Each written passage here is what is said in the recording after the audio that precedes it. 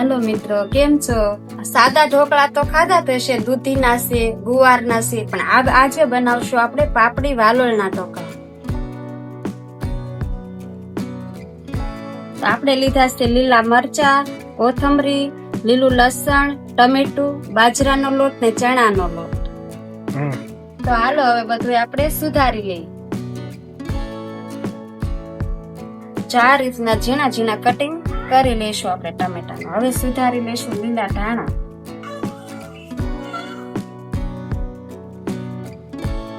આવી રીતનું સાફ કરીને ઝીણું ઝીણું બધું લસણ ને આપણે સુધાર લેવાનું છે.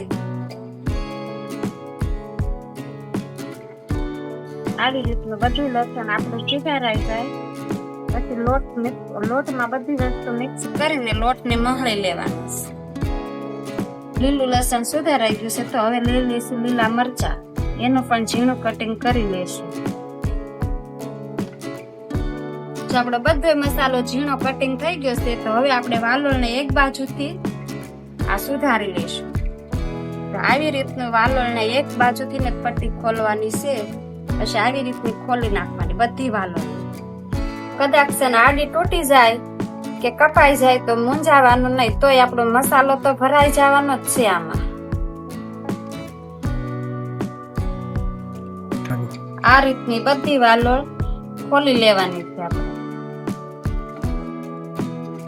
જો આપણી બધી વાલોળ ખોલાઈ ગઈ છે તો હવે આપણે આનો મસાલો બનાવી લઈશું. આપણે પાપડી વાલોળિયા ઢોકળા બનાવવા માટે હવે આપણે લઈ લઈશું બાજરાનો લોટ, પછી ચણાનો લોટ લઈ લઈશું. એમાં આપણે ઝીણા સુધારેલા ટમેટા, લીલા મરચા, લીલા ધાણા અને લીલું લસણ એ બધું મિક્સ કરી દઈશું. પછી એમાં નાખશું આપણે મીઠું, પછી નાખશું હળદર, પછી નાખશું ધાણા જીરું. એમાં આપણે ચપટી ચોળા નાખશું એટલે આપણા ઢોકળા પોચા થાય. પછી એમાં તેલનું મોણ દઈને આપણે ઢોકળા લોટને મહળી લઈશું. 2 થી 3 પાવડા તેલ આપણે નાખશું. પછી આપણે બધા લોટને આવી રીતનો મોણ દઈ દઈશું.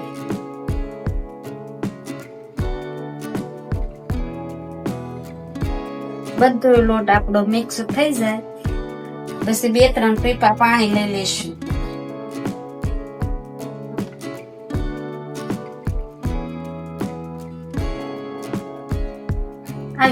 આવી રીતે લોટને મહળી લેવાનો છે આપણે, એટલે આપણો મસાલો અંદર બધોય મિક્સ થઈ જાય. ચાલો ભાખરીનો લોટ બાંધવી ને એવો લોટ બાંધવાનો છે આપણે. આવો લોટ મિક્સ કરીને આપણે આ વાલોળમાં ભરી લેશું. જો આપણો લોટ થઈ ગયો છે મિક્સ, મસ્ત થઈ ગયું છે. હવે આવી રીતની પાપડી વાલોળમાં આપણે આ લોટને ભરી લેશું.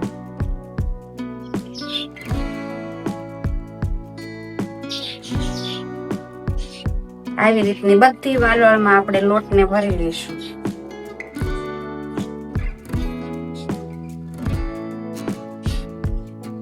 એક એક કરીને બધી વાલોળ ભરી લઈશું આપણે.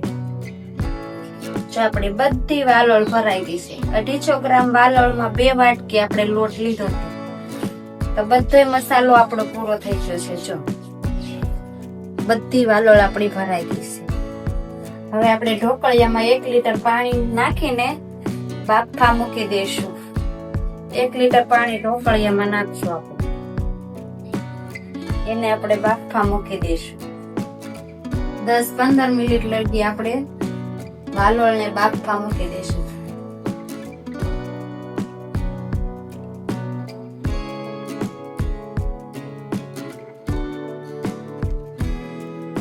દસ 15 મિનિટ લગી આપણે બાફવા મૂકી દઈશું.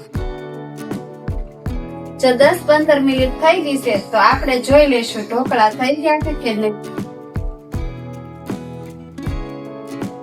જો આવી રીતના જોઈ લેશું. આપણા ઢોકળા થઈ ગયા છે તો એને ઉતારી લેશું. હા, જો તમારે વઘારીને ખાવા હોય તો રાઈ ને ખાંડનું અને લીંબુનું પાણી નાખીને વઘારી નાખવાના, અને આમનામ ખાવા હોય તો પણ ખાઈ શકાય છે.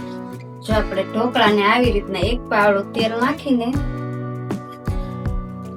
વઘારી લેવાના છે. સાદો વઘાર દેવાનો છે આપણે, ખાલી રાઈ, મીઠો, લીમડાનો.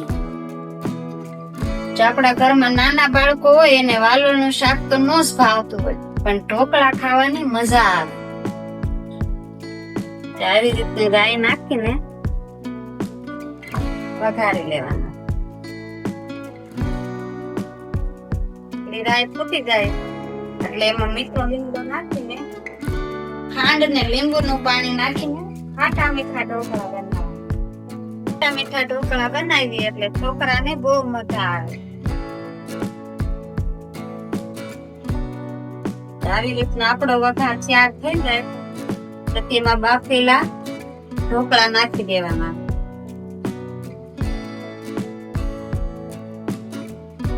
આપણો વઘાર તૈયાર થઈ ગયો એમાં ઢોકળા બધા નાખી દે. ઢોકળા નાખીને એને ધીમા હાથે હલાવવાના છે એટલે ઢોકળા આપણા સુખાય નહીં.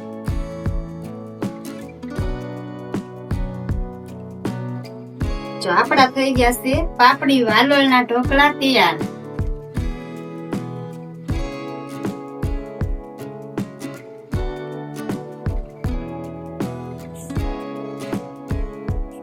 જો આ પાપડી વાલોળના ઢોકળા ગમ્યા હોય ને તો લાઈક કરજો, શેર કરજો ને સબસ્ક્રાઇબ કરવાનું ભૂલતા નહીં.